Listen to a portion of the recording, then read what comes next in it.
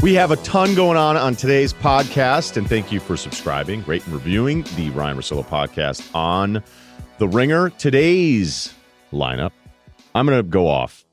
I'm on one today. Oh, yeah. There's something I've been upset about, Kyle, and I need to get it off my chest, and it has to do with the NBA. Weekend, though, quick observation. Speaking of, we're going to talk with Chris Ryan, but the headliner, I don't want to do that to Chris Ryan. Maybe I shouldn't say it that way. The co-headliner, Jon Anik from the UFC 244, getting ready for that one. I can't wait for this card, and I just want to talk to my buddy, who I've known for a long time and has been very close to the sport for a long time, and just kind of do everything. We're not going to just talk about the card.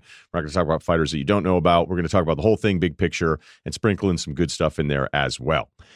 Today's episode of the Ryen Russillo Show is brought to you by State Farm. If you're fumbling with insurance, State Farm agents are here to help, because with over 19,000 agents, they're local to you and available to help. Whether you connect in person, by phone, or through the State Farm mobile app, agents are here to help. So go with the one that has coverage and agents you can count on. State Farm, talk to an agent today.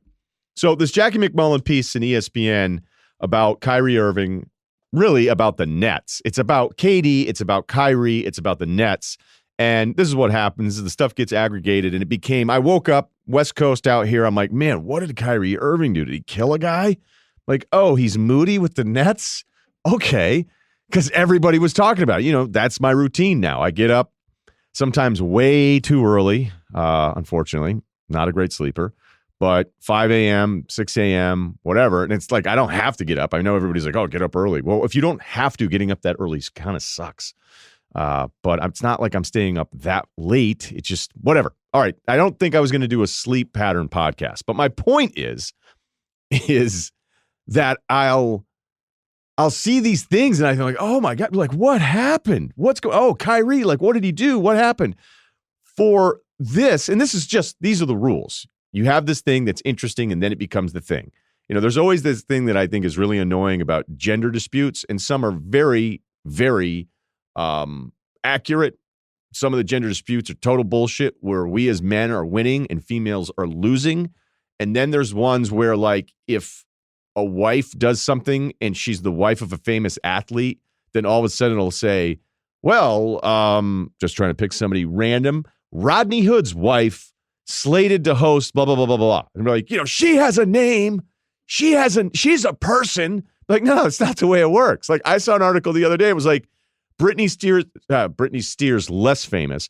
Britney Spears' workout boyfriend says their workouts are awesome, you know? And you're like, okay, why do you think the play said Britney Spears' boyfriend instead of his name, which I've already forgotten?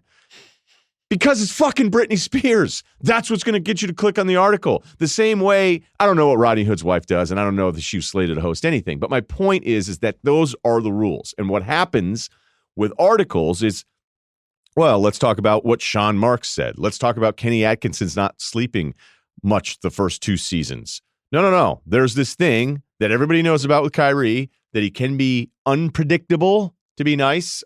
We could call it moody. I don't really know. He's just sort of all over the place. This was going on all the way back to Cleveland, and it was just a bad deal in Boston, and he checked out on that team against the Milwaukee Bucks. I mean, go back and watch those games. Actually, don't spend your time doing something better. But if you did watch it, you're like, oh, so this guy's just like done with it all. So they go to Brooklyn and they have the fresh start. And the fresh start started actually back in 2016 when it was the World Games, and it was Durant, it was DeAndre Jordan, and actually it was the Olympic team, excuse me.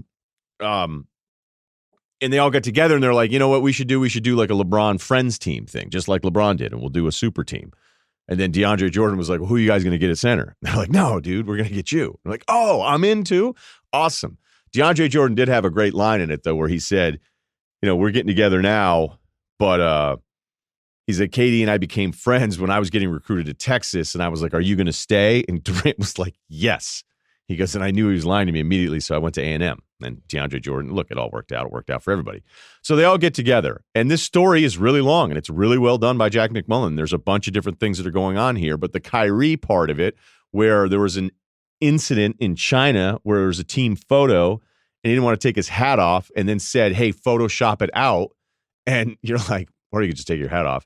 And then that kind of became everything. And one other addition in that Kyrie shows up and it's like, look, I don't want to wear this health monitor. I don't want to wear this tracking device. I don't want to do it your way. I'm working with my own personal guys, my own training system, all this stuff.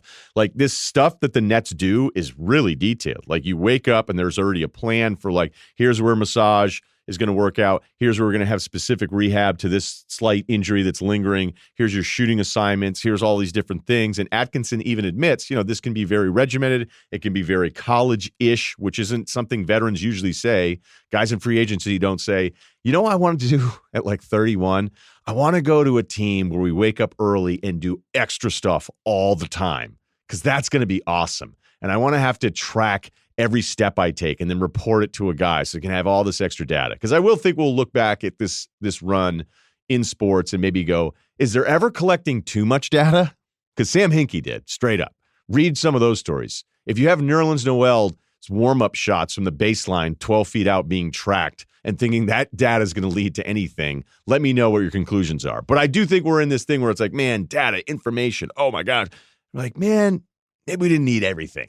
Maybe we didn't need to count so many steps to the deli. So Kyrie and Kevin Durant decide it's on. And they get together. And this is what I found so great about the article. Obviously, these guys can do whatever we want. I think we'll all admit 10 years after LeBron going to Miami, we're a bit more numb to the idea of the NBA player calling his own shot. Right? I think we are. We're like, oh, okay, guys, move around more. That's just the way it is. It's the NBA patches analogy I will use too many times. Patches? No. Oh, yeah. That's right. There's still patches on the jerseys. Like, you just don't care about it the same way you did in the beginning. And this is more important than patches and players moving around. But the guys go to the Brooklyn Nets. But here are two things that I think are so comical about it. Is that Durant and Kyrie have both said, we like the culture, we like the system, we like what they run, they're not running anything when you guys show up there. All the stuff you saw with Dinwiddie and Russell and LeVert and Jared Allen and Joe Harris and Kurut's unexplainable playoff minutes. As soon as you show up, it no longer, that system you're praising no longer exists. Again, not a criticism, reality. I'll give you a criticism, though, because if you're Kyrie and you're saying, I just love their culture. The second you showed up, you shit on the culture. I can't take my hat off. Fucking Kyrie Irving. And it's like, I love the culture. I love this. I love that they do this. Yeah. Oh, yeah. Tracking stuff? No. I don't want to do it. Here's what it is. Here's all it is. And it's okay. I would have bought Kyrie jerseys, home and away, third alternate, perhaps, if all those dudes said the same thing. Hey, we want to team up together. Okay, cool.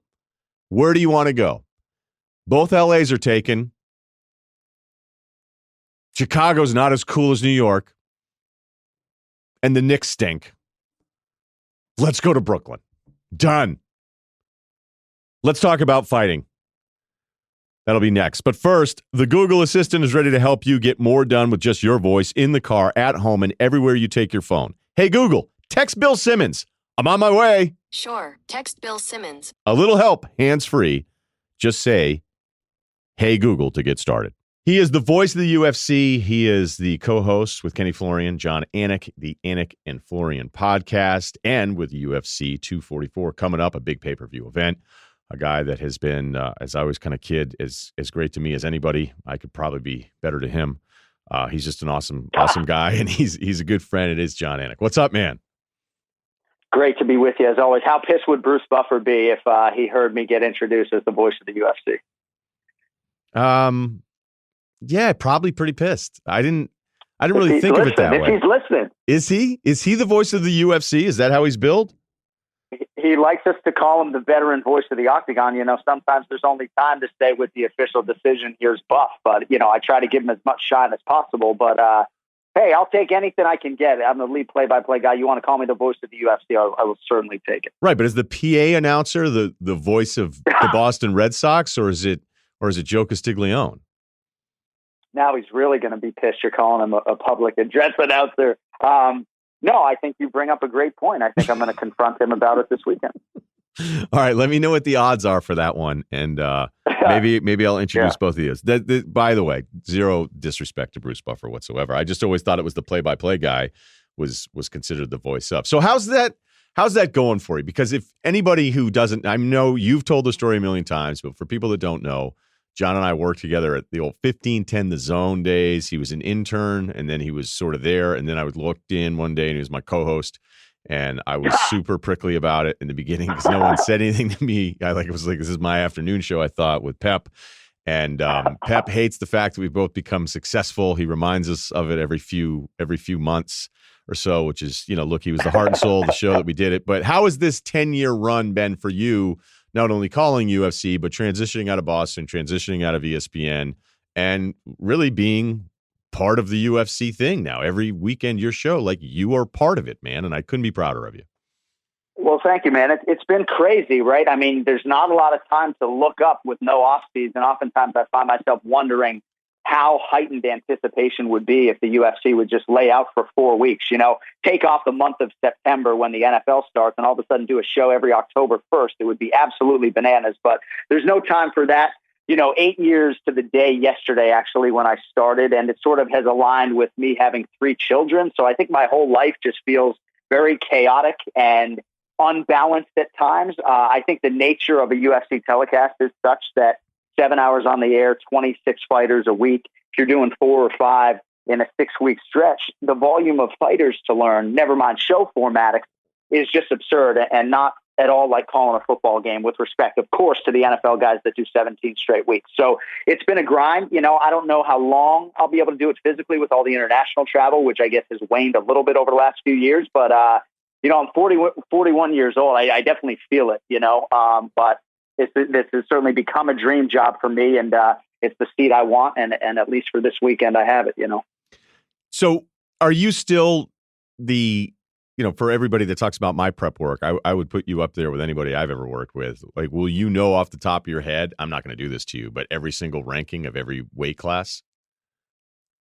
No, I don't memorize the rankings. I mean, there's certain things that I think are probably more valuable to me than that. I did have, though, because you brought it up yesterday, I do fighter calls on Tuesday, and I asked the fighter if he was ranked.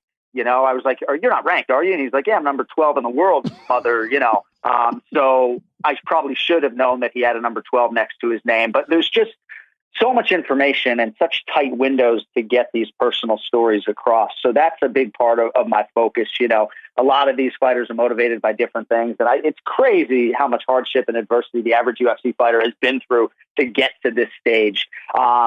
But, cram is an ugly word for play-by-play guys, right? They say, he's cramming, he's not doing the work, enough in advance. But the nature of our sport and job is such that there is some cramming. Fight week is a little bit like hell week, and that's kind of just the nature of the beast. So when I looked at the rankings, so I was doing this last night, and I was looking at it today, and there's an argument to be made because I think every sport's always trying to figure out some sort of way to cross over, right? The UFC fan is always going to be there. Need to figure out who those crossover guys are. So when you have Brock going in and out of the sport, Conor at his peak, Ronda Rousey, who, that whole story is fascinating to me, and I'm not going to be negative about it, but when it was positive, it was unbelievable. And yet I'll look at the depth of, say, I'm trying to pick a good, let me go welterweight depth. Okay.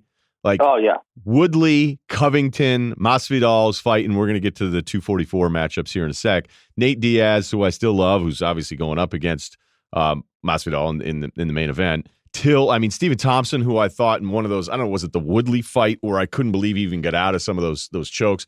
And I look at this and I'm like, Pettis and Till are 10 and 11. There's so much depth to some of these divisions now that I don't know that I ever felt. And like sometimes I can, I always say this, but like familiarity, don't confuse familiarity with depth. But I do think that there's insane depth in this sport, whereas others, especially outside people, are going, where are the stars? Where are the stars? Which I'm sure is something Dana wants, something that's good for business, what you all want. But it really is ignoring the fact that there's matchups every week where I go, oh my God, I got to see these two guys fight each other. It's so true, and you picked the right division, right? Because you mentioned Stephen Wonderboy Thompson, 2-time UFC welterweight title challenger. He's fighting the number 14th ranked guy in the world, who your audience probably hasn't heard of, Vicente Luque, who's only won 6 in a row and 10 of 11 at 170 pounds, and he's put almost everybody away along the way. So certainly the depth and just the average UFC fighter is just a lot better, obviously, than he was 10 years ago. But the truly elite guys, the top 15, top 10 in certain divisions are all world-class fighters who on any given Saturday night probably could beat the number 3 guy in the world. In terms of the superstars, it's always an interesting conversation, and one that I think Dana White is dismissive of when people worry about who's the next superstar walking through the door. And his point just continuously gets made for him when a guy like Israel Adesanya emerges seemingly out of nowhere, even though he certainly didn't emerge out of nowhere. But you can argue right now Israel Adesanya, who is not on the roster in January of 2018, is the biggest superstar in mixed martial arts in the UFC, could be on the cover of the video game. I mean, the world is his oyster right now, and he was not on anyone's radar really 2 years ago. So I feel like we're in a pretty good spot, probably the best spot we've ever been in before in terms of the massive talent. And obviously a lot of it's going to be showcased at MSG here in a few days. So what's going on with the last style bender there, Adesanya, who you mentioned, who is a star? His Gastelum fight I thought was incredible. We can get to Kelvin a little bit later here. But, Jones is always an interesting Twitter follow. You were early on this. I remember the first time I ever talked to you about Jon Jones, you're like, dude, this guy's unbelievable. And then you start watching it and you're like, yep, I've gone to see his fights twice. I saw you at the last one that was in LA, and I just was there because I wanted to see him fight again because I'm just that impressed with him. I met him a couple times. One time he was awesome. The second time he was like, yep, this is not the setting where we were going to say hi to each other. I was like, oh, okay, cool. I'll go fuck off in the corner. The other time at ESPN, really nice to me. Couldn't have been friendlier. And it's cool. Like I just like making you laugh and making that joke. Yeah, but is this the kind of thing where, like, where do you look at Jones right now versus what may be his peak? He'd argue it's his peak now. And are we going to look at guys, jumping up a class like Adesanya who says, I'm coming for you? It's interesting to think about what Jon Jones's goals are right now, because for a while there, he was tracking like a guy who wanted to fight 4 times a year and truly be a 20-time UFC champion. He's still the best fighter that I've ever seen, skill for skill, no doubt about it. And we still probably haven't seen 60% of what he can actually do. I don't know right now if his appetite is for the massive fights or if it is to continue to defend the light heavyweight belt against guys like Jan Blachowicz and Dominic Reyes, who maybe aren't going to ring true with a lot of mainstream sports fans, at least in the United States. The Adesanya fight is certainly there for Jon if he wants it. I don't think it's a fight that's going to happen anytime soon. But, our former boss, Lorenzo Fertitta, would always talk about striking while the iron is hot. And if Adesanya loses a fight, obviously there's some steam lost off of that Jon Jones matchup. And at 185 pounds, you're going to see a guy this weekend in Kelvin Gastelum, who gave him a fight of the year back in April, who in a rematch has a great chance to beat Adesanya. So as good as he has been, 7-0 in the UFC, 18-0 overall, I'm not sure size-wise he's ready for Jon Jones right now. There's still plenty of middleweight challenges that I think he needs to tackle first. The Gastelum fight, I thought I hustled Cowherd. He and I went to his private club, the 900 Club down there in Manhattan Beach, and we got together for a couple Coors Lights, and I was like, let's bet on this. And he was like, all right, I love it. So I go, let's bet. And I go, I'll take Kelvin for $100. And he sees him come out, and then he sees Adesanya come out. He's like, oh my God, you're an idiot. And I'm like, yes. Yeah. I'm like, I've got him. And then I thought Kelvin was going to win the fight a bunch of different times. And then at the end, and then, because you just look at him coming out. So he's your favorite fighter right now, Gastelum? I mean, favorite fighter to watch, consistently, because he does prioritize putting on a show, and yet he is world class. I mean, to my point earlier, he's the true definition for me of on any given Saturday night, he can be the world champion, and obviously came very close to becoming the interim champion against Israel Adesanya.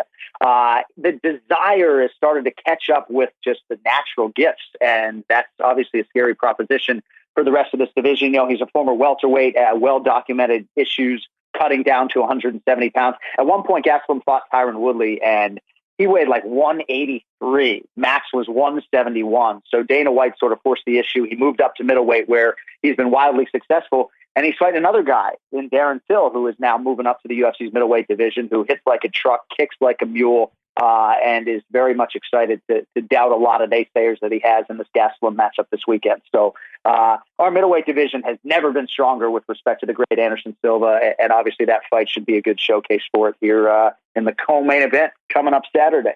So you're not even afraid to say that somebody's your favorite fighter to watch, knowing that you're calling that fight? Like the Darren Till crew? Well, like if you did that... And later today, maybe I'll drop a Darren Till on you. But I've said to KG recently, and that's why I said to you off the air, I've said to him to his face recently, I can't think of a fighter who I have more fun watching do his job than you. And I said it to him again yesterday. Oh, man, I'm just getting so hyped up just sitting here. Oh, dude, you and me both. Okay, let's do this. Give me not the bullshit interview thing. Do the guy. We've known each other for a decade and a half. What's it like working for this thing? What's it like working for Dana? Like, give me the story that either it's setting the record straight on what it's really like, or letting us, those of us on the outside understand what it's like. It's this traveling circus, this rock star crew of guys and personalities where it's alphas everywhere. What the fuck is it like, man? It's crazy, right? And I don't even want to think about maybe I do want to think about what it would have been like for me as a single guy on the road. I mean, the nature of my job is such that I'm very much a Boy Scout of America when I'm on the road, because there's so much damn work to do. And if I'm trying to be any sort of father at home, I really have to work during fight week. So it's less recreational for me. It's hard working for Dana White, right? I mean, I have buffers, and normally I don't hear a whole lot from Dana, whether it's good or bad. But he's a hard guy to work for. My contract certainly says that they can get rid of me at any time. And even though that might not be my reality, and it sounds trite as hell, but I really do treat every show like it could be my last. It has to have maximum effort because he's a very demanding boss. And oftentimes, we're being judged on every single utterance over 7 hours by some very demanding men and women. So I take it very seriously, maybe too seriously at times, but it's gotten me, I guess, here. So I just try to stick to it. But dude, the lifestyle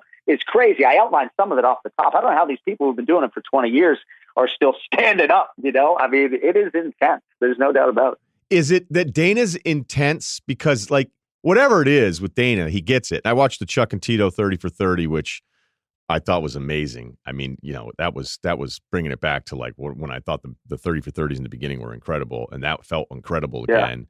And, they go up to Big Bear and Chuck. I was always much more of a Chuck guy than a Tito guy, but I started to have more sympathy for Tito after learning about, you grow up in a tough childhood, man. Home's supposed to be a place that's safe, and it's not. And you start to understand Tito a little bit more. And even Chuck was like, dude, whatever. Like, why can't we just fight? And then Dana's like, Tito's an idiot. He's a dumb person. I don't like him. And I'm thinking, like, can you imagine Adam Silver saying, you know what, this Steph guy's soft as shit. Like, it's just such a different element. Right. And maybe it's the fighting game, but it's just so different. So I have a ton of respect for Dana. I like Dana. I don't think he gives two shits about what I have to say. I've talked to him a million times. But part of me is like, yeah, I bet it is tough. But the other part of me is like, in a way, I kind of love it, although I don't have to work for him. So. Well, I've even said to my direct boss, maybe it's a performance enhancer, that type of pressure, whether it's put on by them or if I put it on myself. But he still handles so much when it comes to this live production. And even if 10 years from now or however many years from now, not working for the UFC, I will still promote his greatness and his all-time status as just an amazing intellectual promoter who doesn't get enough credit for his overall IQ and his ability to understand that actually a BMF championship for the baddest motherfucker this weekend at Madison Square Garden actually makes sense. And it has resonated with fans to a significant extent when certainly at first when I heard it, I was like, what's going on? How's the UFC welterweight champion feel about a BMF belt in his division? And obviously it works, because we're trending in a very positive way, obviously, in terms of the pay-per-view this weekend. Yeah, just to understand. So it's the baddest motherfucker belt that you just get. And The Rock is presenting it this weekend too, because that was tough. Like me researching for all this different stuff. And I ended up going through all this different stuff. I'm like, it's just funny how it works. Like UFC, you type it in this week, it's all stories about the fucking Rock. And I like The Rock. Yeah, he will He will be donning the winner with the BMF belt. Obviously, Jorge Masvidal is a Miami guy, as is The Rock. So there's an obvious connection there if Jorge Masvidal is able to win it. But yeah, I mean, from what I've heard and been told, it's a $50,000 belt. It's not a belt that's going to be defended in the UFC, but it's a historic fight, and very interested. Obviously, every time Nate Diaz fights, it's just a massive deal for all of us inside the sport and beyond. So I'm just excited to see, how staying active is going to work out for one of the biggest stars in the game. More with Jon Anik here in a second, but all right, guys, big news. NFL superstar J.J. Watt wants to change your life. And no, he's not doing a TED Talk or writing a self-help book. This is way better. To support a great cause, J.J. Watt has teamed up with Omaze to offer you the chance to win a brand new Ford Raptor. That's actually pretty sick. With taxes and shipping included, even better, and $100,000 to put toward a house down payment or to help pay off your mortgage. And if that's not enough, he's even going to fly you and a friend to Houston to meet up with him. This is unbelievable, by the way, as I'm reading this. For your chance to win, go to omaze.com/Russillo, Russillo, and enter now. That's Omaze, OMAZE.com/Russillo, Russillo, 2 S's, 2 L's. And a special bonus, do this. Enter the promo code Russillo150 and you'll score 150 free entries. That's promo code Russillo150. Best of all, every donation supports the J.J. Watt, that's the Justin J. Watt Foundation, and their work to empower and inspire children through sport. Once again, that's omaze.com/Russillo, promo code Russillo150. If you're listening to that, not doing it, what's wrong with you? Just go do it. Done. 150 free entries from your boy. Okay, Masvidal, researching him again this week, and I know he's picked up momentum. I mean, his knee against Askren is insane. The fight against Darren Till is who I still have a lot of respect for. I'm with you all the time. I'm like, the guy's just tough. Like, if you win, that's a big time win against that guy. And then I was watching his backyard fights with Ray, Kimbo's protege. I'm like, oh, that's right. That's who Masvidal was. So why is this happening now with Jorge Masvidal in this Diaz fight? I mean, I know it's a headliner. I know we're talking a major market here, but it feels like it's building. Is he a better fighter? Is he just on a streak? Or is this just all sort of happening at the right time for him? Because I feel like I'm hearing about him more in the last couple of years than ever before. Yeah, I mean, you set up the backstory pretty well. He is definitely Jorge Masvidal version 2.0. He is definitely a better fighter. I think 4 of his 6 UFC losses have been by split decision, and it's amazing to think what his career trajectory could have been at 155 pounds, had a couple of those high-level fights and matchups gone his way. But he has prioritized finishing, and that's what I think makes 5 rounds, 25 minutes so interesting this weekend against somebody as durable as Nate Diaz. He's definitely a different fighter, but this has been a huge year for him. I'll try to set it up quickly, but were it not for Israel Adesanya, Masvidal is the go-away winner for 2019 Fighter of the Year. I mean, you saw what he did to Darren Till. Then there was the 3-piece and a soda episode backstage where he got confronted by Leon Edwards, another fighter who had won that night, and he promptly threw hands at him backstage. Then he produces the fastest knockout in UFC history in 5 seconds.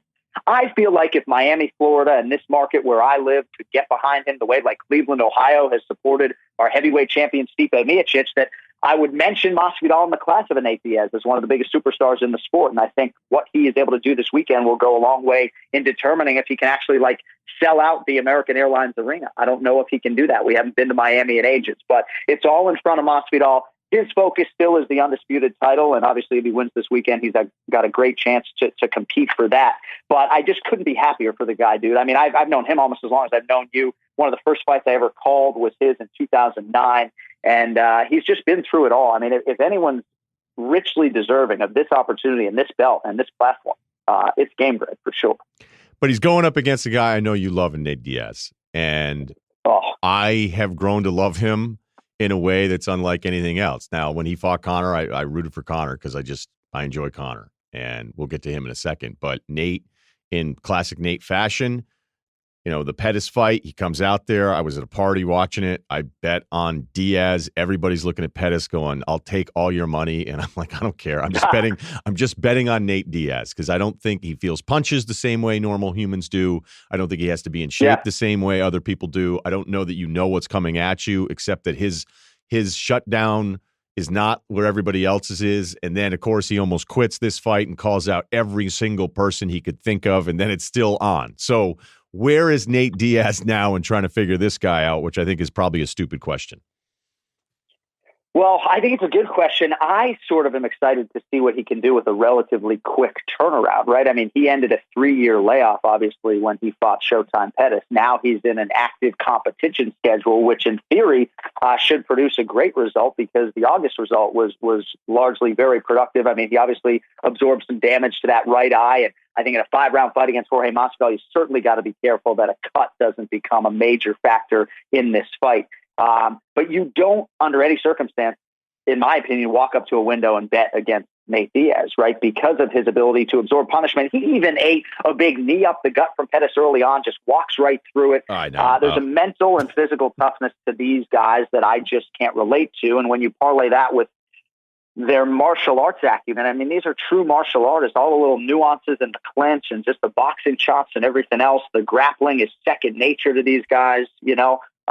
There's so much to like about these Diaz brothers, and I actually think it stands to reason that Nate would be better having competed, 3 months ago than he was back in August.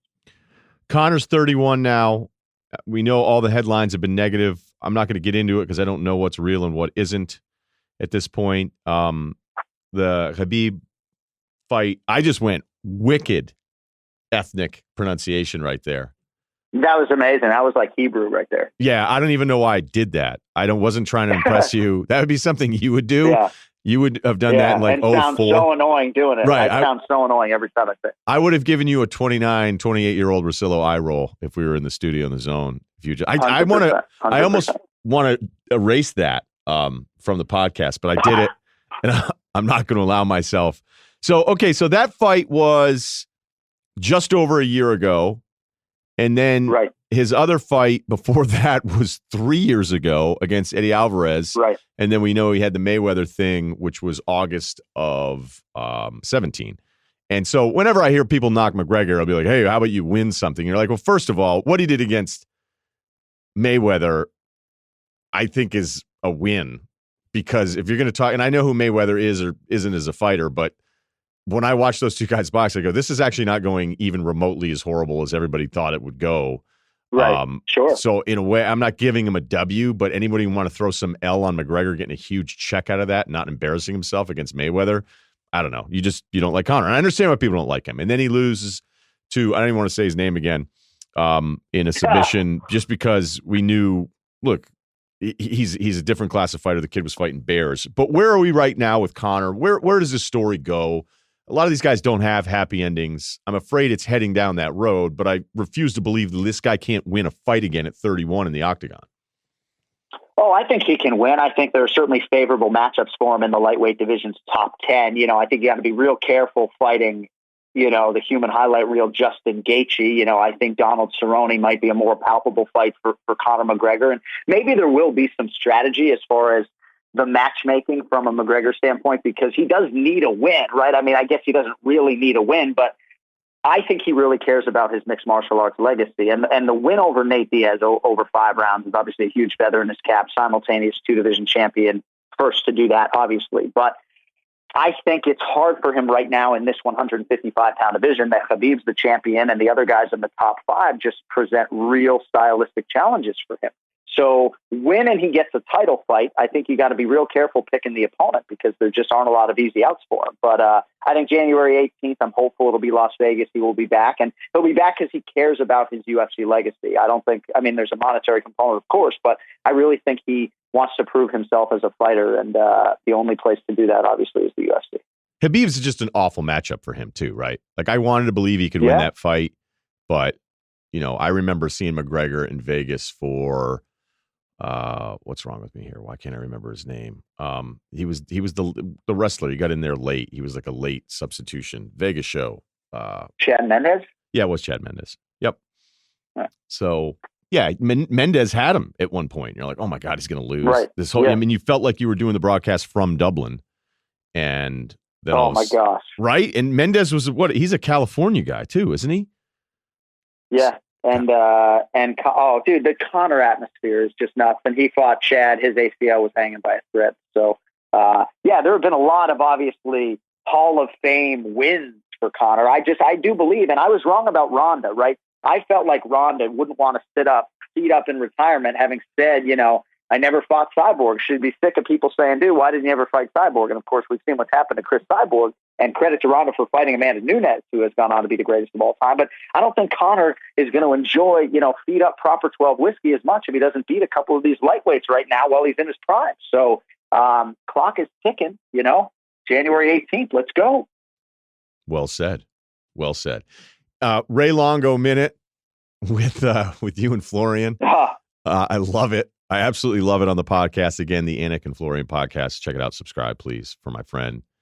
So Ray is I know I don't want to say anything about Weidman because I know you're like I was a peak Rockhold. I'm still supportive of Luke Rockhold. I just was on the UFC site today and I noticed there's a couple hoodies there, unfortunately on sale. If you guys want to grab those, but I'm going to go pick myself up a couple.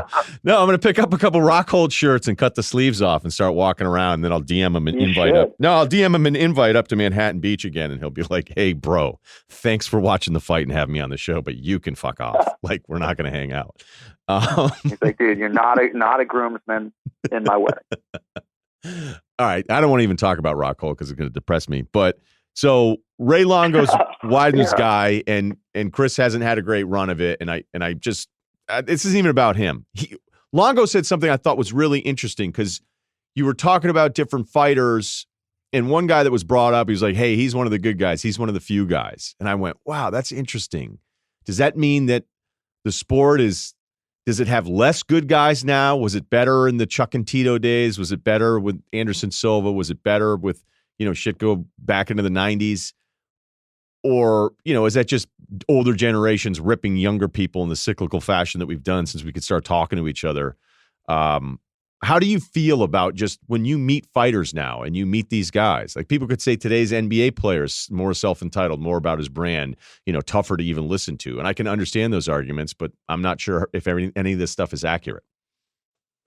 Yeah, I think Ray is speaking a little bit to an older generation. Certainly we're in an era where if you want to fight and you use your post-fight interview as a platform to call out a next opponent, there's a better chance of you getting that fight than if you just toe the respectful martial artist company line, right? So we are in an era where I think flamboyance and being a little bit boisterous and having a personality is richly rewarded.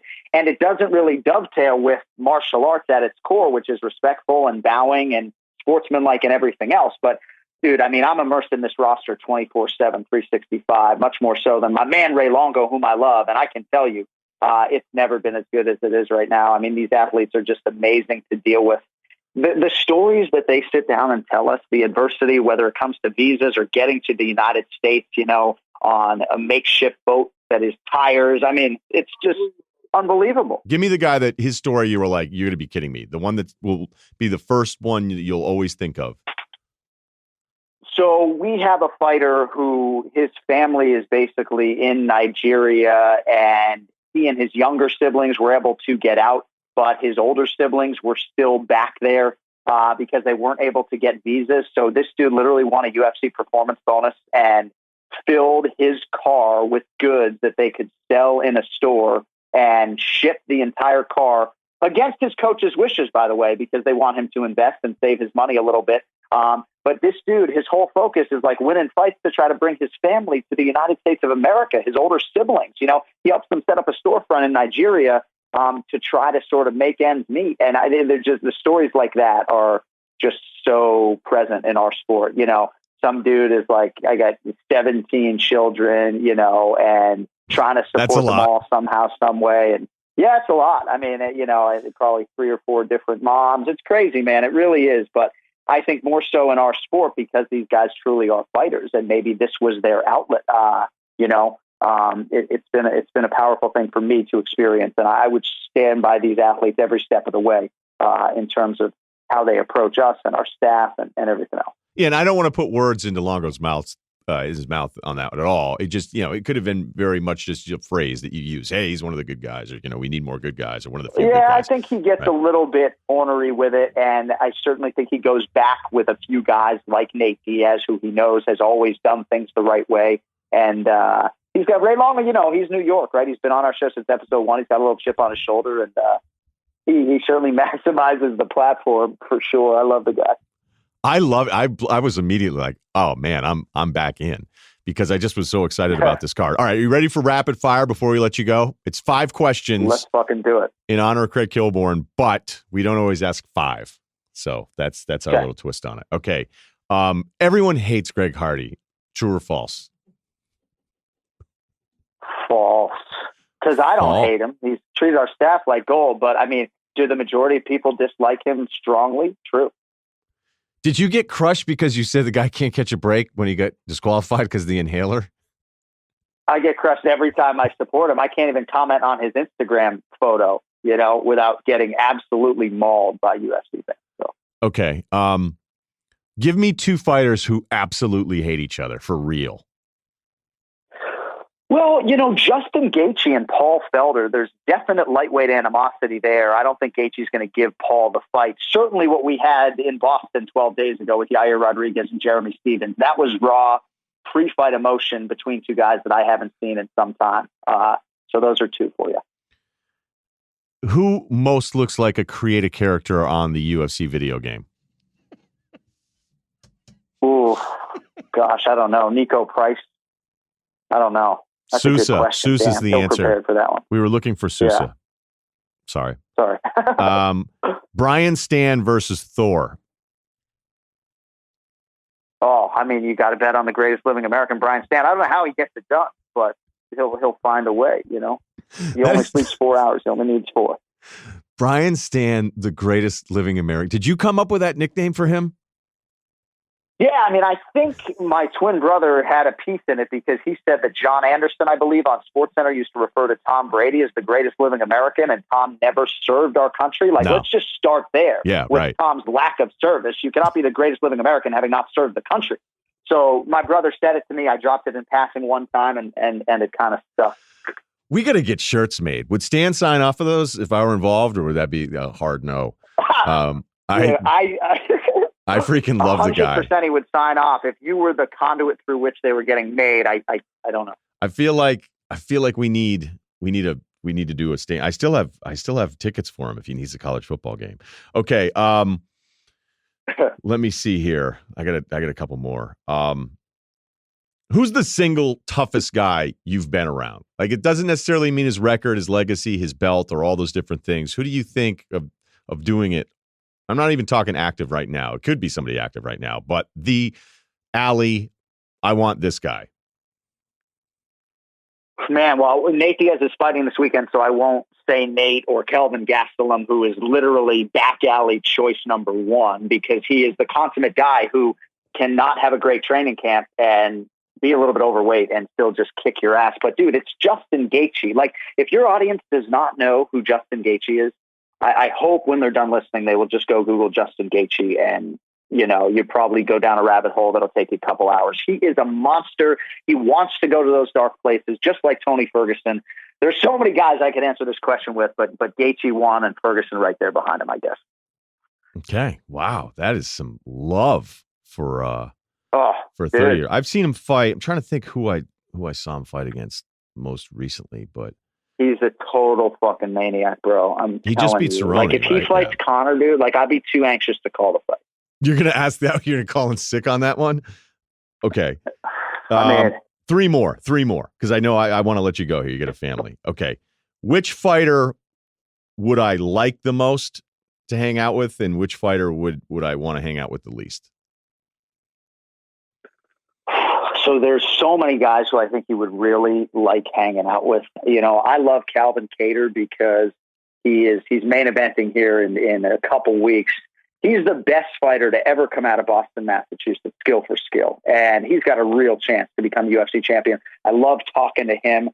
Who would you least like to talk to? I don't know. I mean, I think you'd enjoy Stephen Wonderboy Thompson's company. I've met him. But eventually eventually I think there's a depth to you, and I think you would want to go pretty deep with him. I don't know if he'd meet you there, No, that's true. Because when I did see him, and it was after the Woodley fight, and I felt like I wanted to compliment him because I was so, you know how it is, like you'll see a guy lose and you end up liking him more after a loss than a win. Of course. And I think that's what this sport, what's so great and unique about this sport. I mean, you're not sitting there after Ohio State kills somebody watching the other team going, you know what, I really like Northwestern. Okay, two more. Best city. Right now, you can go to any city to call a fight. I almost feel like Vegas isn't allowed to be eligible for here. I don't even know if that would be your pick. I know you lived in the area, but give me the city that you get most pumped up for. Although I'm afraid you're not going to pick anything that's too far away because I know that your international travel thing, you're probably over at this point in your life. Well, at this point, when I'm done with this job, I will shred my passport and I will never leave the United States of America again. So as much as I have loved going to Australia 11 times, and I would put Sydney and Melbourne up with any answer I would give you, it's just way too far, obnoxiously far. So that's not the answer. I'd probably say Nashville, Tennessee, although it's getting overpopulated, but that's where I called my first UFC fight, one of my favorite American cities. But for me, I mean, all I like to do is eat, smoke a little weed, and gamble, and Las Vegas accomplishes a lot of those things for me. That's true. I feel like one of my great regrets is not going to be, like, I want to go to Melbourne so bad. I want to check it all out, and I think I should have just paired it up with one of your fights. Maybe I'll still do that. No past tense. I mean, there's Israel Adesanya is the undisputed UFC middleweight champion. There's definitely going to be opportunity to get back to Australia, New Zealand. Adesanya's next defense, I would think, would be in New Zealand, but we go to Australia once a year, usually for a big pay-per-view. And if you can stomach the flight, my man, get one of those lay flats up front, swipe that card, and we'd love to have you. Okay. All right. Final one. Are you surprised that there's never been a fighter whose primary style is Tai Chi to ever win a belt? 100%. How has that not happened? I mean, 26 years into this thing, I mean, I don't get it. That's after me reading the Bruce Lee book. The Christian McCaffrey, Bruce Lee connection, right, has made me want to go read Bruce Lee's books, So. You know what? I know I've been bad about this. I'm going to send you the newest one right now as soon as we get done with this. I'm serious. I'm going to have it sent right to your house. Love you. I feel the same way about you. So proud of you. And you're so good at this. And you are the voice of the UFC. UFC 244, check it out.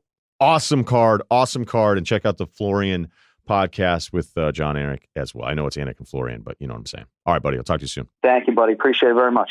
Okay, thanks to Jon Anik. Chris Ryen is going to make his Russillo pod debut. But before we do that, DAZN, fight fans, it's fight season on DAZN. This fall, you get a stacked lineup of the biggest fights featuring the biggest stars in boxing like Canelo Alvarez and Andy Ruiz Jr., only on DAZN. With a DAZN subscription, you can watch Canelo versus Kovalev on November 2nd. Canelo is moving up 2 weight classes to face Kovalev for the light heavyweight world title. Can he clinch yet another title with a new 175-pound weight class? And you also get the Ruiz versus Joshua rematch on December 7th. After an unbelievable underdog win against Anthony Joshua, Andy Ruiz is determined to cement his place and title as the heavyweight champion of the world. Was it just a fluke, or does he have what it takes to beat Joshua a second time? I can't wait to watch that rematch, by the way.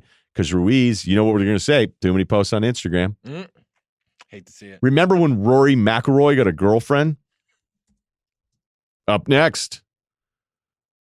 McIlroy's hooking up more often than he used to. But how's his short game? Although, if you're famous, I guess some would argue if you got a girlfriend, you'd be hooking up less. This podcast just got pretty adult. Sorry to the kids in the back seat. Earmuffs. Or maybe they don't even understand it, and they're asking their dad to rewind it, and they're like, "What? What's he talking about?" Sorry, man. Get that Mickey Mouse in the paycheck for 14 years, and you just start loosening up a bit. This is not only the best schedule in boxing history, but the best value too. You get everything, every fight, original content, all live and on demand for one low price, and all you have to do is download the DAZN app to start watching. Exclusive home of Canelo Alvarez and Triple G. DAZN, big fights, any device, one price. Download the DAZN app or sign up at DAZN, DAZN.com, DAZN. There's one undefeated team in the East, and they are Chris Ryan's Philadelphia 76ers. Chris Ryen of The Ringer, little Sixers, little Succession. How are you, sir? I'm so good, man. I'm good because I'm here, not only because the Sixers are undefeated. I'm just so happy to be here with you.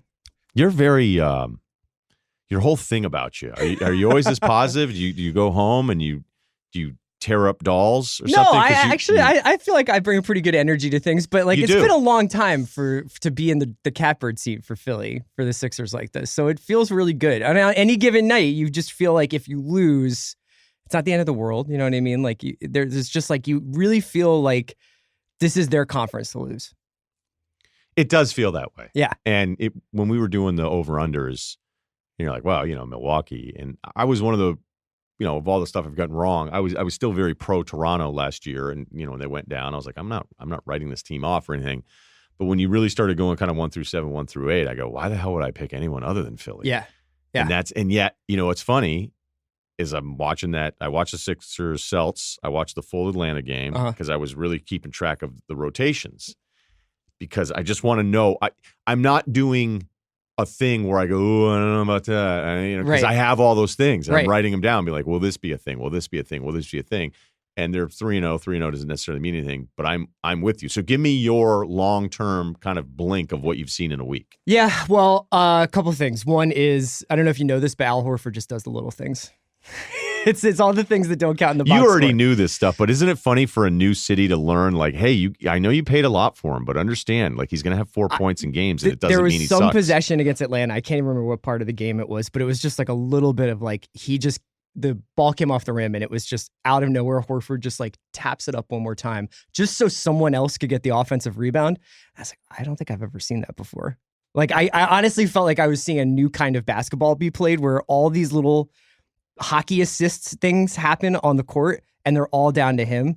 Also, guys just exploding off of screens when they run into him. I also really, for as much as it looks like he's shooting a bowling ball, really like Josh Richardson as the point of attack defender on the perimeter, which is like kind of what we were supposed to have with Jimmy, but we haven't really had since Covington in a lot of ways. And you can see what Covington's doing with Minnesota now and how important that position is now. The guy who's like, I'm going to go attack the ball. And yeah, the Ben Simmons, I think Ben is actually taking a leap right now. That might be the headline. Yeah, I don't give a shit about the 3-point shooting. Like, I think that he is playing with a chip on his shoulder, and I think he is basically unstoppable in transition right now. He hasn't taken a 3 yet. No. Are you guys is there a Twitter feed? Has Ben Simmons taken a been shot 3 yet? Yeah. No? All right. So defensively, they're so big. Yeah. And in that Atlanta game, they went without a field goal for, I think, 5:40. I'm probably off by a few seconds here or there, but their only points were a couple free throws. And do you find it pleasant to watch so far? Who? The Sixers. Offensively, no. Yeah. Not at all. And it's choppy. It's like a lot of free throws. Yeah. Bill had a great text to me. He goes, "It's looked like every game they play on offense." And granted, this is 3 in, and it was. I don't think he's going to care that I'm sharing. It's just a great line. It's what I don't care. He was like, "It looks like they've all just met each other. Yeah. Every game. Yeah. But it didn't matter. Their defense was so good. What I'm surprised by is I thought we would see some different staggered pairings. Right. More Embiid Simmons not playing together stuff. Yeah. And it's not any different. No. And then I thought, okay, well then Horford and Embiid will be split up more. And for that game, they weren't split up as much as I thought. So it really is kind of this closing thing where, and I'm not making too much out of it after just the 3 games, but I can't wait to see what the rotations look like, say 20 games in, to see if there's any change. And 3-0, it sounds cool and all, but I don't know. I like, that's the part with them where I'm like, hey, you picked them to win the East. You think they're clearly the best in paper, but why are you still having these weird like moments with them offensively? But I would think Sixers fans would feel that way. Do you think too. it's because it goes against everything that we've been sort of looking for in basketball for the last few years? Is these like electric offenses, floor spacing, shooting, and this is like more like a Lower East Side bar where you have to like squeeze past 7 dudes to be like, I got an M still. Holy shit. You're so excited that you got your beer. And it's like, that's what the Sixers offense is like right now. That's a really good point. Like, we're so conditioned to be like, well, where are your shooters? Where are your shooters? Yeah. Like, is Al Horford and no, it's all Tobias. It right, is literally all Tobias Harris. And he's just going to be like, he is going to have nights where it doesn't matter. But so give me more of, expand more on your Simmons thing, taking a next step. Because I'll admit, there was too many times this summer doing preview stuff where I'd be like, why is everyone just assuming he's a top 10 player? I don't necessarily even know everywhere. that. Yeah, but I think that the one thing we saw over the playoffs was the all defense stuff coming out. Like that he actually is like an elite defender. And to me, watching what happened with him over the summer, where it was just like, oh, you know what? Here, check out this Instagram video. He shot it. It's happening, you know? And it was like really like condescending in a weird way. And he brought it on himself by putting those videos up. And then the 3-pointer in the preseason game against the Chinese team at the end of the half, and the guys rushed the court like it's Leitner just hit the shot at the Spectrum. And it's just, it was ridiculous. And I knew that he wasn't going to shoot. I never, ever was like, he's going to come out and take 3 a game. I want him to, but I knew he wasn't. But there seems to be some like an extra level of aggression in his play right now, and an understanding that, you know, if he just kind of does 1 or 2 things, he's got a floater going right now. He's got a little bit of a turnaround post jumper happening, a little bit. I wouldn't necessarily say that it's not Tim Duncan, but he's looking good. He just seems to be playing with a nobody can really stop me if I'm playing my game right now kind of attitude. You know what I liked about Giannis's shooting story more so than Ben's shooting story was that we knew that Giannis was not a good 3-point shooter. Yeah. But he still took 1 or 2. Sure. Okay. Yeah. And I noticed it at the end of the year where you go, that just looks more comfortable. Mm-hmm. And he hit a couple against Houston where you go, well, now it looks even more comfortable. I agree with you. And that's the thing that you have to understand with basketball. It's so hard to go, all right, all these little things I'm working on. Okay, but what am I really comfortable with? Okay, what I'm comfortable with is getting a screen and going left and then going right. And then finishing with my left hand because I'm really good at it and I'm huge. Right. And like it's worked. And I just know that. Great players have to force themselves to be uncomfortable in an actual game. And I think it's a hard thing to do. And that's why I look at Giannis and go, this is why he's ascending to this special level. Because I expect in a couple of years, like Giannis is going to be a really good shooter. Yes. And that's the LeBron thing of always adding one thing to your game in the offseason that you then bring out and is like the new color on the palette. But I always thought that was a Nurkic thing. That wasn't Nurkic that said every summer add something to your game. And the problem with the Ben shooting thing is that there's also it's not Chip England doesn't need to say like weigh in here. He just doesn't do it because it doesn't look cool. Because fucking missing does not look cool. Yeah, missing really bad. Everything he does seems like he has sixth sense. Like his passing, I love watching his passing. He had like a touch pass into the post to Embiid on against Atlanta that was so beautiful and was so like he saw a play happening like 3 full seconds before it actually happened. But he doesn't shoot because it doesn't look cool when he misses really badly. And that's what's happening. You know what's great? You know who's like the worst analytics guy on the team? Who? This is stupid to do after 3 games, but Thibault. Is he the come on, no, he's not. Well, I mean, Korkmaz. He should be banned from going up to the other end of the court on offense, but the love for Thibault, because he was the guy. Like they had him in some of those big possessions defensively were like, cut the head off the snake thing for us. Yeah. And then he got the start in the Embiid's game, I think, where he sat. The Detroit game, yeah. So, all right. So that's good. I feel confident. Yeah. It's a weird thing, though. It's very different to go, yeah, I'm picking them. Wow, look at that team. Oh, my God, that's awesome. And then, I don't know. I don't want to be the guy in February going, and I feel like I'm going to be like, I still don't know if I love that offense enough. But maybe you're right. Maybe that's the whole point. Is there a Western Conference team that you feel is like the equivalent of them? Yeah, equivalent of the Sixers? Or is it just too competitive in the West so you can't feel that confident? No. I'm willing to listen to arguments to like 5 different teams in the West, about 5 coming out. And nothing's really changed my mind since then. I'd like to see Utah and Conley play a little better. Yeah. Because I picked them to come out, but I think I picked them to come out because I just don't want to sound like everybody else, say Clippers, Sixers, and then I watched the Clippers and I went, I should have just picked them. Yeah. But what Anthony Davis did last night was another gear of, I don't know if it's just, hey, I'm really fresh and ready to go because it's the first week of the season, but you look at the free throw numbers for Anthony Davis watching that game, I go, he every free throw was either the defense going, we give up, just foul him, or how did he just get that rebound, grab him? Well, I was just talking about this with Verrier for group chat, but there was, nice. We were talking about, I think that the idea was like LeBron and Anthony Davis, and neither have had a teammate this exactly before, especially Davis, but LeBron had never had a guy like Davis, and that they were going to free up so much stuff for each other, and Davis was getting tripled last night. Like Davis did that while getting like they were sending like Ravens defense, like everybody go to the ball on him. And it was just like, no, I'm going to go to the line then. Like, I'm going to go to the line and I'm going to get 26 from the line. It was kind of wild. Wait, the way he gets started now, when he's like, all right, clear out. Yeah.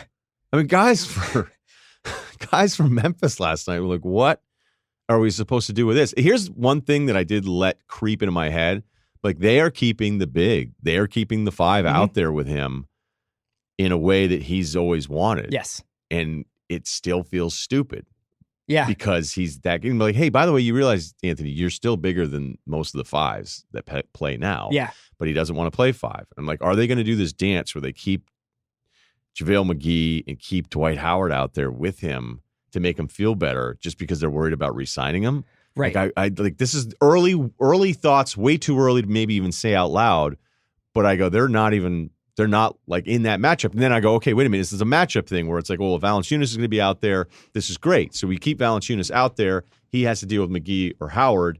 And in that way, Jaren Jackson's playing against Anthony Davis. And as much as we all love Jaren Jackson, he has no chance in hell against Nobody Davis. Does. Yeah. No, yeah, but yeah, you're right. I mean, that's the point of the whole thing. Yeah, and I still have, if you're Jaren Jackson, I mean, I can only imagine how it feels for him. I'm watching the game last night, and Davis, for as much as I've seen him over the years, is still the guy where I'll look up and I'll be like, who's playing the 3 for the Lakers right now? I'm like, oh, wait, that's Anthony Davis. Like, he'll be dribbling out on the perimeter. I'm like, wait, is a tall guy playing point guard for the Lakers right now? And I'm like, oh, fuck, that's Anthony Davis. He's playing 5 positions on any given possession. I'm just glad that everybody else gets to see it now, because let's not kid ourselves. As hardcore as some fans are, they're just not throwing on Pelican games. Yeah. And I've always loved him. I mean, I felt like his coming out party was 2 years ago in those playoffs against Portland, and then everything goes to shit this past year. So, All right, before we let you go, The Watch. Yeah. That's your pod. And me and Andy Greenwald. Yeah. Right. And Andy, who's developing a show. It's Briar coming. Patch. Yeah, it's Briar Patch, and I think it's coming on early next year on USA. Let's talk Succession. Sure. Because you guys really talked it up. And it's one of those things where it's like, hey, do you like this show, or do we host a podcast where now we have to say this is the greatest show of all time? But it felt like in the rankings of recent shows, it feels like wherever you want to put it in those top 3 or 4 feels like the right slot for it. It's been the best show over the last 2 years, I think, for sure. What else is in the running? Fleabag, Atlanta, although Atlanta stretches back to like 3 years now. Mindhunter. I think there's been a bunch of stuff that's been really good, but part of what Andy and I talk about so much is trying to find the real stuff while there's so much content out there. Where on any given week, there's 2 to 3 shows premiering. 1 or 2 of them is going to be a Netflix show or an Amazon show that you can binge. So the conversation about that show is like in hyperdrive, because there's some people who are going to watch Mindhunter in 2 days or 3 days, and they're going to be running around like, fanatics. And then there are some people who like catch up with it over the course of a couple of weeks. So the model where we were all watching Sopranos or Breaking Bad or The Wire on Sunday night and then talking about that episode for a week has been kind of broken. So now you've got all these little pockets of people talking about different shows at different paces. And Succession was a return to that kind of 2012, 2013 feeling of, oh, everybody realized at the same time that this thing is for real, and we're all going to kind of like really savor it this time, because we're not all watching Stranger Things in one night. It's like the people who are really into that show. So that was part of it. I think part of it is that feeling like you're getting that old school television feeling. And another is just like, it's incredibly hard to be that funny and that moving and that thought-provoking in an hour. And it manages to do that probably once a week. Now, I think there are good Succession episodes and less good Succession episodes. It's not like a perfect show by any means, but it's probably the most consistently rewarding one. I love it because it's probably a bad pitch, because the pitch process now, it's like, well, hey, just when you think it's this, it's this, and here's the other layer, and here's all these other different things. Like the Breaking Bad one, the way it was first explained to me when I was trying to understand how this world worked, which is incredible. Like, hey, chemistry teacher, had this investment thing early on in his life, went the safe route. He's in high school, unfulfilled, wife, he's got a kid who's dealing with some medical issues. He finds out terminal cancer, lung cancer. He's never smoked a day in his life, but he's a great chemist. And he's like, fuck it, I'm cooking meth, and it's on. Right. And you go, whoa. Yeah. like I'm in. Succession, I don't. Okay, rich family, say it's the Murdochs, but if you want to do a little Trump thing in there too, you could do that. It's New York City, it's the 1%, but they're new money. They're not, because that was a really cool development, I think. And like you could just sit there and say, hey, we're rich, but you're not like Mayflower rich. Right. Logan is relatively self-made. Yeah. Yeah, self-made. Right. And then when they go and meet with the Pierce family. Uh-huh. Yeah, right. That's the Pierce Who family. are kind of like a Graham Sulzberger, kind of like old media, like New England. I started reading about all that stuff, the New York Times and how that's been handed down. And it started to remind me of some of the people I went to school in Vermont with. Sure. Because you're like, you go back and you go to visit and be like, oh, I thought my family did well. Like, my God, this is insane. Right. And I don't know what the pitch is unless it's just trust in that, hey, this guy's a great creator. Adam McKay's part of it. Will Ferrell's going to go ahead and produce it. He loves the script, and let's go. And in a way, I don't need. I think when there's so much content, so much competition, it's like, why am I watching this? Mm-hmm. Right? Billions is the first scene of the pilot is a woman is urinating on Paul Giamatti, and you're like, okay, this is going to be different. Yeah. And then in the weirdest way ever of trying to say like, hey, this makes sense. I know that at the end of the season 1 with Kendall and the Chappaquiddick thing hanging over his head, you're like, oh wow, okay, this is going to go in a million different directions. He's got this thing that's going to be hanging over his head and all these different buttons.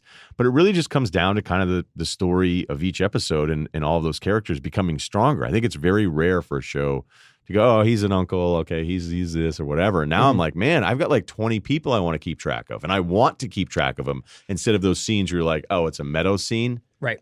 It's engaging in a way where it doesn't insult the intelligence of the viewer. So there's not a lot of hand-holding to understand the financial stuff. There's not a lot of hand-holding to understand some of the family history stuff. I think that it's a very funny show, and it would be, I think everybody would kind of like it. And then I think that the Kendall stuff makes it special. I think the performance of Jeremy Strong and the adding in that level of humanity to somebody that I think most people would not often see a lot of humanity in, that James Murdoch type figure, the sort of idiot prince who thinks it's his. To bring in the addiction stuff, to bring in kind of obviously like him fighting up against like the limits of his own intelligence, but still, wanting something more out of his life. And that performance, which I think is really special. You think he's the best? He's your favorite character, Kendall? Oh, by far. I think Kendall is what makes the show really unique and special to me. I think that adding that kind of heartbreak to it at the end of the season, like the bachelor party episode and the New Mexico episode from the first season, that was fucking great. Like that would be incredible anyway. But to watch him kind of go up and down over the course of the first season and throughout the second season, although I think to some extent he was sidelined in the second season, and they never really fully committed to Shiv. Like, I thought what they were going to do is each season would be about a different kid. So I thought they would do Kendall the first season. I thought the second season would be fully about Shiv and Shiv kind of making her play to run the empire. And then I thought the third season would be about Roman. And I thought that they would kind of like do it that way. But they kind of at the end of the second season brought it back around to Kendall, which was interesting and is obviously like a very thrilling moment. Have you finished the second season yet? I haven't seen the finale yet. Okay. I'm saving it. Yeah. I'm saving it for a special night. But I don't feel like I feel like there's elements of it that I kind of tell, and sure. I think that's kind of it's funny how a show is like, well, hey, what's going to happen? Make something happen. Make something like what's happening, and then once you actually just sort of go, hey, you know what? I think this is going to be a good show. Yeah. It's like, okay, well then can we take our time then? Right. Can we zigzag here with Kendall?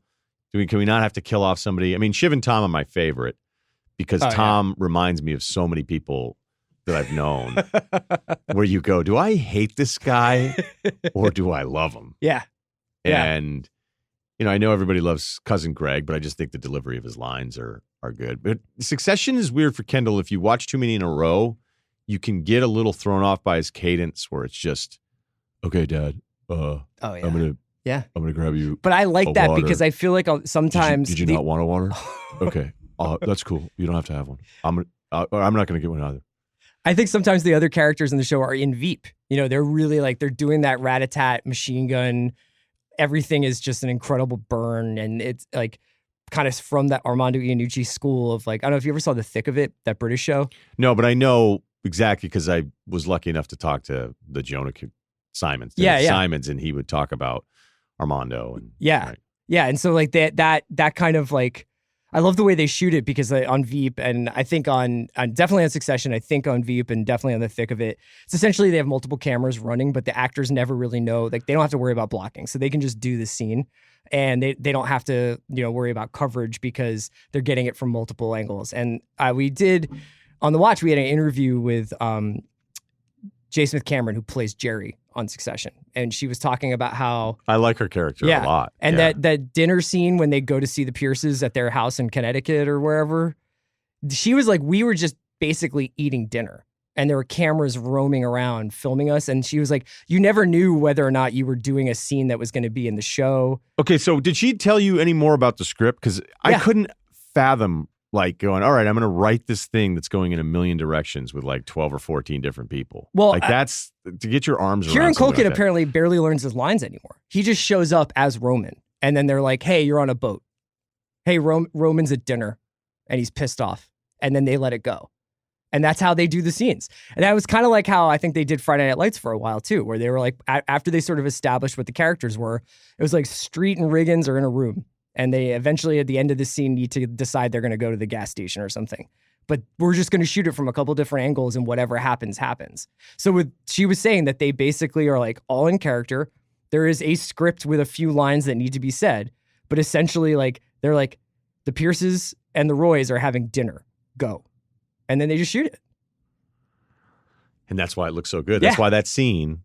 When I watched that scene, I went back and was like, okay, I'm going to watch that scene over again. Actually makes me feel a little bit better that there wasn't some script that was written out. Yeah. Because I was like, and then I called an agent and I go, can you get your hands on that script? Because I need to see what that looked like. And he was like, well, he's like, it's going to be harder to find it. He's like, we've got a couple Doctor Who scripts lying around if you need those. I was like, no, but that actually makes sense because that scene is just, the instincts on those guys, though, man. I mean, you can sit there and say, oh, acting or whatever. Yeah. No. Like to have the oldest Roy, what the hell's Logan? Yeah, not Logan, not Logan. The oldest son, Cameron from Ferris Bueller. Oh, Alan Ruck. Yeah, Alan. Connor. Yeah. Connor. Right? Because I almost said Cameron, and then I was like, it's not Cameron Fry. They didn't name him. So Connor. Because he was kind of a nothing character in the first season. And I didn't realize, whatever, you weren't looking forward to his lines or his scenes. And now you're like, oh my God, the delusional entitlement from him is so much fun to watch. And then to have him going up against, a liberal family in Pierce and they're battling and he has no chance in this verbal confrontation with this guy, but he's never going to concede because he's a Roy. Yeah. And you're like, if you're really generationally wealthy, You don't start showing up to stuff saying, actually, I don't know what I'm talking about. Right. And that was kind of like the thing that I love the most about it. Like, you're right. All these people that are this rich, I'm not talking like third car or summer house. Yes. I'm talking stuff. They lose track of cable bills in different ski lodges, rich. Those people just don't, as I've talked to some of those people, there's no like, oh, tell me more about, I want to understand more. And you're like, no, you don't. Yeah. And also I think that it's a show where a lot of the critical debate around it when it first came out was about the likability of the characters. I'd actually like to hear what you think about this because this has sort of been a larger talking conversation around television, I think in the last year or two, where it's like, well, why would I want to spend time with these people? I hate them. You know what I mean? And in some cases, I think I understand what people are saying, but one of the reasons why the likability never matters to me is that it's kind of obvious why they wouldn't be likable because they have no concept of consequences. And so they're living in a world in which nothing that they do will ever actually change any. Like they can't be punished for what they're doing. Even in the worst possible situations, like what happened to Kendall, his dad can just make that go away easily. So what does that do to someone's psyche, and what does that do to somebody's personality? See, I love that you said that, and I don't know how much people are interested in like the stuff I'm trying to do or whatever. Yeah, I am. That's why I'm good. I know you are. Yeah. But like one thing I wrote is pretty dark, and it threw a few people off. They're like, "Oh, you're trying to do this stuff, right?" And I was like, "Yeah," and they're like, "Well," and I was like, "Oh, here we go." Like, and I get it. Like, I know what I don't know, but it was very clear. It was like, okay, well, here are like 2 or 3 rules that you're not following. And What were they? Do you mind saying? one was I don't like any single person in this show. I was like, well, who gives a shit? Right. Like, how many people on reality TV do you actually like? Well, you don't watch reality TV because you like all the people. You hate all those men and women that show up for a rose. You think they're pathetic and they're lying about their resume. So do you think that the difference is that people watch reality to feel superior to the characters, but they watch, fictional television to feel like a connection to them? They definitely watch reality to feel better about themselves. For I sure. think that's the greatest. I don't think it's a secret. I think everybody kind of knows that. You're like, okay, let me watch all these people and be like, oh, these people suck too. Yeah. Because I think people are hard on themselves. As much as everybody can sit there and read positive thinking and, quote something or like that, I think most people, it's just weird. I think the way we're wired, we're all a lot harder on ourselves than we should be. And so reality TV makes us feel a little bit better. Yeah. So I don't know why scripted drama, though, would change that, but that's certainly the rule. That's certainly the rule. Like the first thing that I was ever told, something I wrote long, long time ago, it sucked. And the guy was like, this is, what the fuck? Like, this is a bummer, man. And he goes, people lose all day. They want to come home and win. Yeah. And I also think because I'm very unproven in what I'm trying to do that, it's like, hey, I'm going to read this and then I can't tell this guy he's good at it. Right. Like, I have to tell you that you don't know what you're doing. Right. And that's definitely the case. It's some of the things I'm trying to do. I'm not trying to act like I'm so good and no one's figured me out or something like that. That'd be incredibly arrogant even for me. But it is really true. Like, why? Okay, so I don't like any of the Succession characters. All right, I wouldn't want to hang out with any of them. But I love watching their story, so who cares? Like, what's that rule mean? That's my point. And I think also there's like a certain even if you can't relate to the wealth or you can't relate to some of the sort of personalities, there's a lot of scenarios in Succession that I find very relatable. There's a lot of whether it's like the way in which betrayals sort of happen or the way in which people gossip with one another or the way in wanting coke and having ketamine. Yeah, like this closed loop system. Who among us can't relate to that? But I find that it gets very true to life with the way in which it depicts certain situations, even if I don't drink gold-flecked vodka, Yeah. But I have been in a stupid nightclub and been like, is this cool? Are we cool now? Is this like, are we doing the right thing? And they get that right, even if it's on a much higher like price point. They nail it. Yeah. They nail it. What else are you watching? I just finished Mindhunter. Love it. And I really... I don't know if it's just because the way it's shot where you recognize it immediately. You're like, this is different. But, time period stuff can seem forced. Yeah. This one felt perfect. Yeah. Bill Tench is just right out of, like, I felt like they grabbed him from the 70s and put him in a time machine and put him in the show. And I thought it was a really cool execution of a neat idea. Like, hey, here's some real stuff. It's almost like an Eric Larson thing where it's, let's do, fictional history in a way. Yeah. And I thought that was pretty impressive to pull that off. What else? I did watch the Living with Yourself Paul Rudd thing. Oh, you did? I did. How was it? Every time I say that to somebody, they're blown away that I read it. I think that's what happens with Watched it. Netflix stuff, though, is because the ease of use is there, that you find people giving chances to shows that they ordinarily wouldn't be like, oh, I'm gonna make time to watch this thing that's on Showtime. But on Netflix, somehow it's just like, oh, all right, let's just start it. I spent the whole time going, how are they going to land this? How are they going to land this? Because I think anybody that ever wants to get into TV or movies, it's, oh, I have this cool idea. All right, go ahead and pitch it. It's like, well, everybody loves dogs, so dog divorce court. I'm like, what? I'm like, these dogs gets divorced. It's like, well, then what happens? Like, just hire more writers. We'll figure it out. That's right. And when it's like, oh, you're going to do this thing where Paul Rudd is cloned. Mm-hmm. Okay. And I think they did as good of a job as you could have of like, oh, okay. Like, I see what they did here. Yeah. And the production value of it was really good. The casting was really good. And Paul Rudd was really good in it. I don't know that I'm sitting here going, I can't wait to see the second season. And I don't know if they're going to do a second season. I thought the way they landed, I was like, I think this is probably over. Sure. But then again, you never know. And I was talking to somebody about this recently. It was like, once money's involved or whatever. But it was just different. Like sometimes I make myself read different books. I'm reading a science fiction book right now. What is it? It came out years ago, Wool. And I'm just making myself do something completely different from what I would normally do. Do you usually, you're mostly nonfiction, right? Oh, yeah. I Yeah. mean, and I used to only be fiction when Yeah. I was younger, but then I was like, what am I doing? Why am I reading everybody else's stuff? Like, just start learning more stuff. And be like, oh, Douglas Copeland has a new one. Yes. Yeah. All right. I'm sorry. We're getting kicked out of the studio. Oh, no. Yeah. Okay. Thank you. Thanks for having me. All right. Fun podcast day. I had a lot of fun. We'll be back Friday, and I have either, I'm not going to tell you what I have planned because I don't know what I have planned yet, but it's going to be good. Really good. Have a great, just incredible Wednesday. Own this Wednesday. I may start doing horrible motivational outs. Yep, I think I am. Just decided it. Look out for those coming up.